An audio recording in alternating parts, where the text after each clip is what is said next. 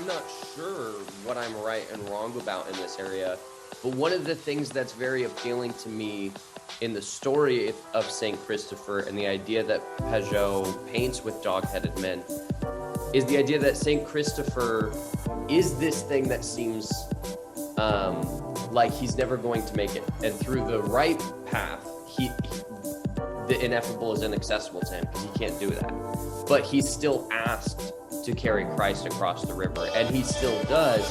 And so you have this beautiful image of this like horrible, wrong thing that can't get to God, actually bringing God across to other people. And in that way, like, he's redeemed. When I see that pattern anywhere, it's deeply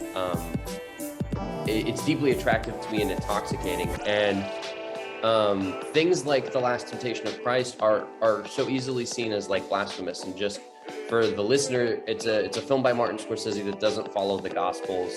But what I thought was so interesting about that film, and the reason things like that appeal to me, is it is blasphemous. Like, it's self-evidently blasphemous. They're willing to admit that they're dog-headed men. They're willing to admit all of their sort of flaws and evil.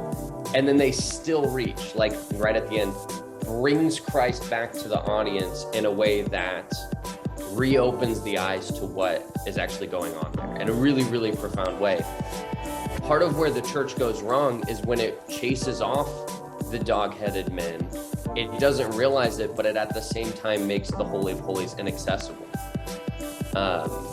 And that's where it gets trapped right in the middle. Like, you have to be walking this balance that expands all the way to the edges and all the way to like the center. If you're not willing to encompass the whole thing, you immediately trap yourself in something that's going to get narrower and narrower and more like ideology.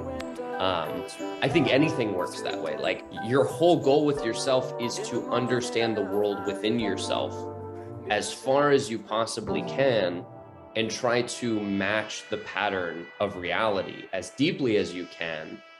And that's what allows God to reach you in deeper and deeper levels. The more, I sort of think of it as the philosophy of like, you're a mirror and you're trying to polish the mirror until you can reflect the whole universe. And I think that's what Christianity is it's a mirror that actually polished itself until it encapsulated like the whole story.